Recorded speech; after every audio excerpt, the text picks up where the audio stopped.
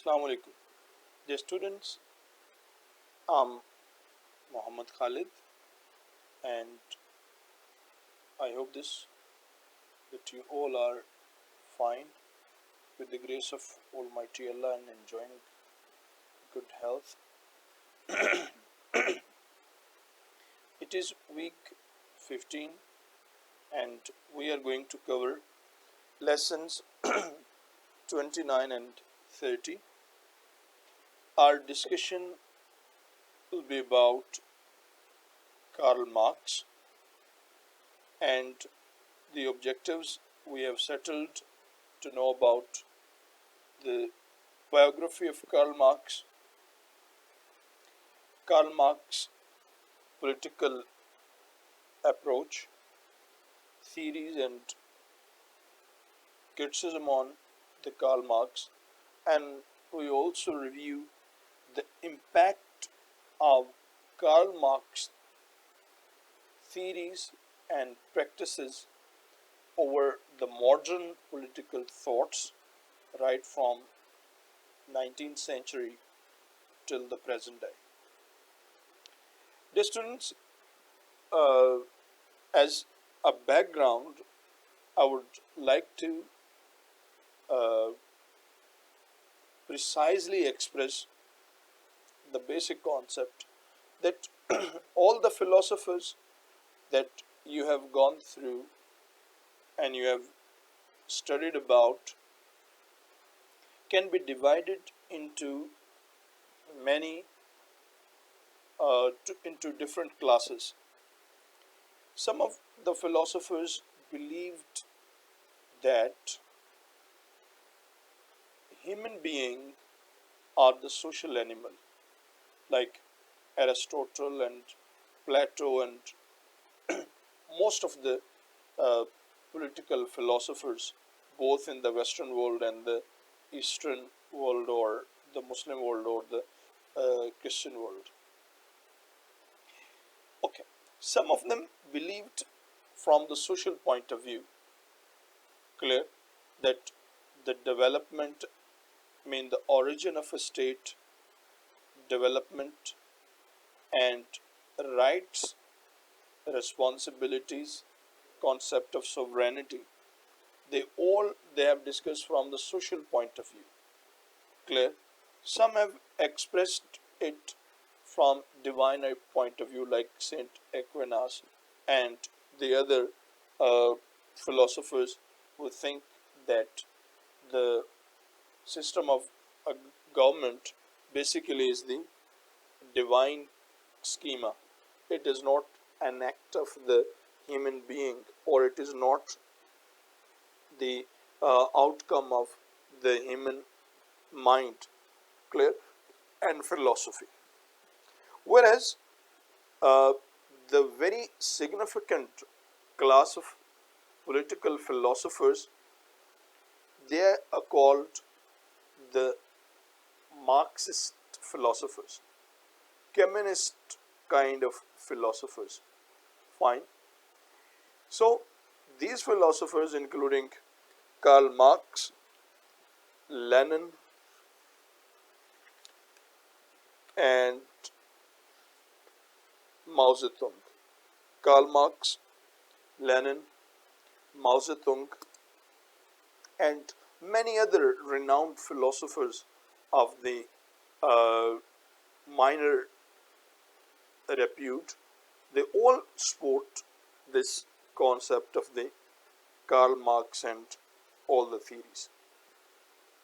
Well, what's the background is that since the known history of the human beings, the majority of people in the different places and civilizations have been controlled by the chieftains, generals, princes, and kings.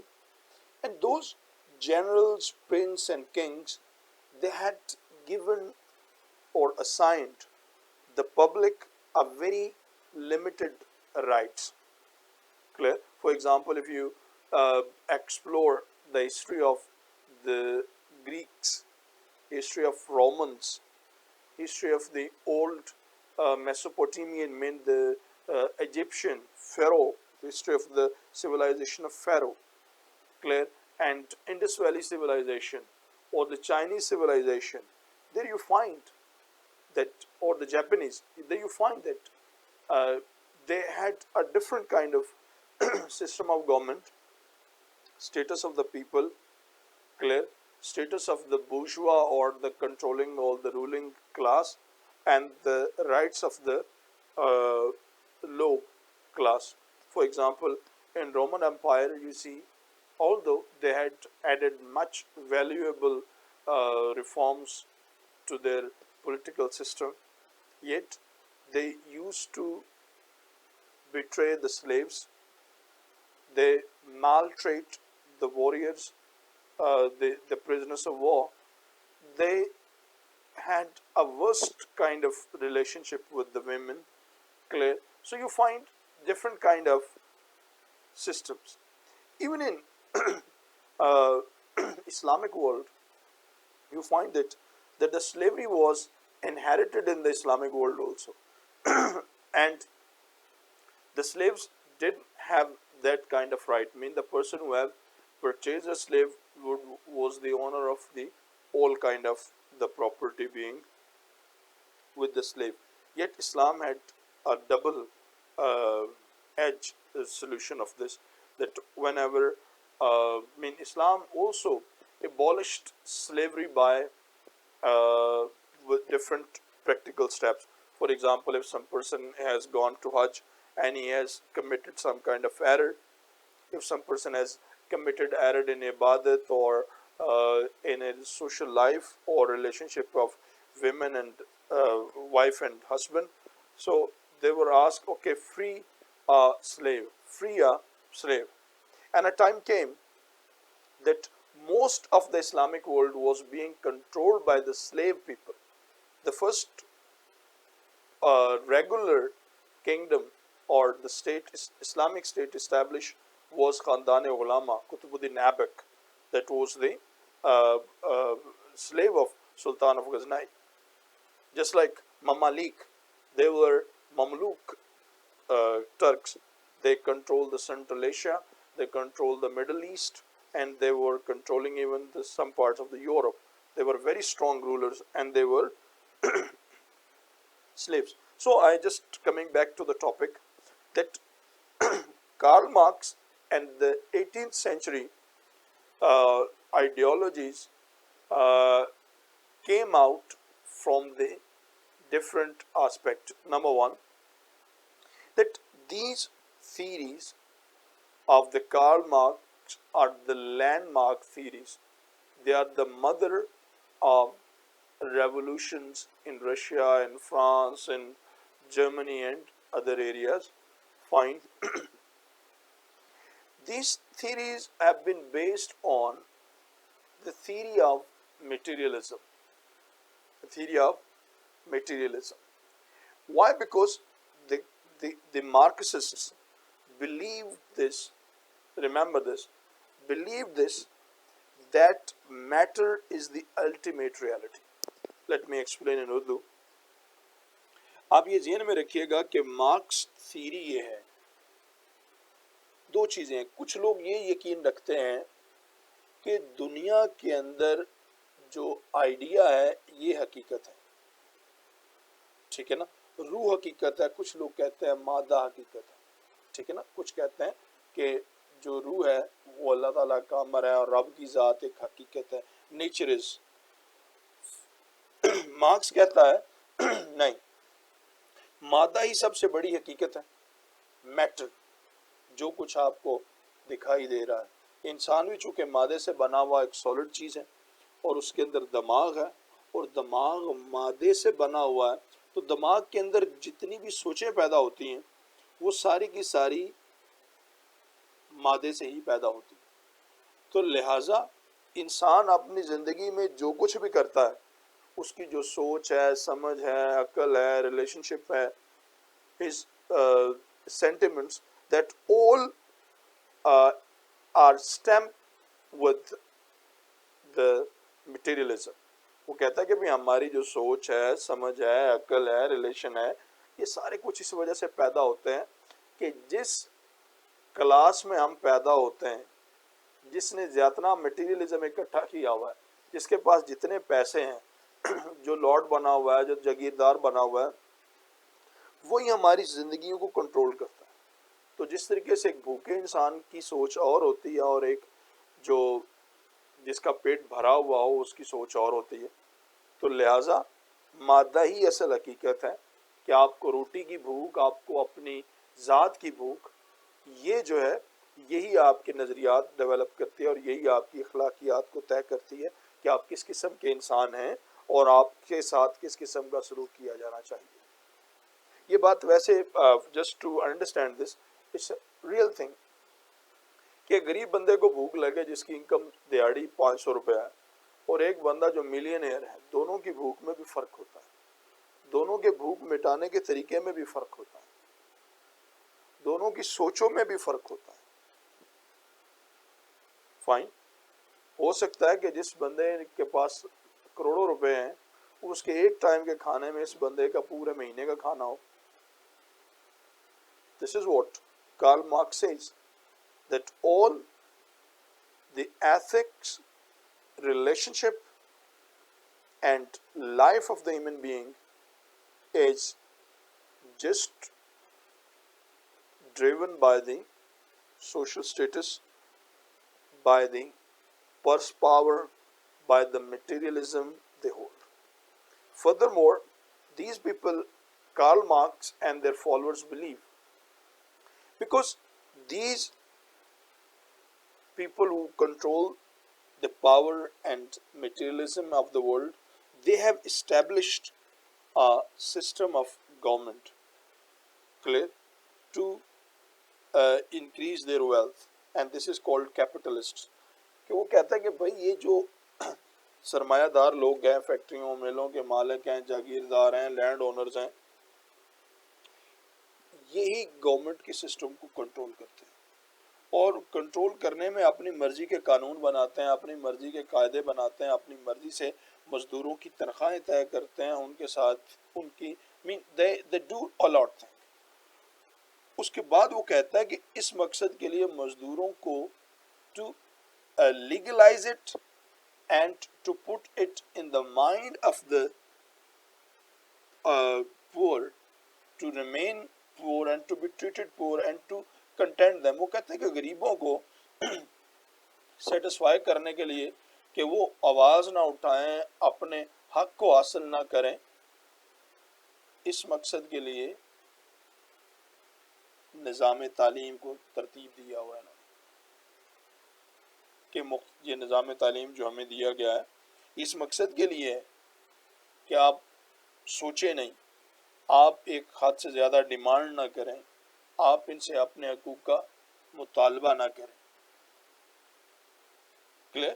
تو پھر انہوں نے مختلف قسم کے، جیسے انگریزوں نے just like the English people came to subcontinent and they had divide and rule.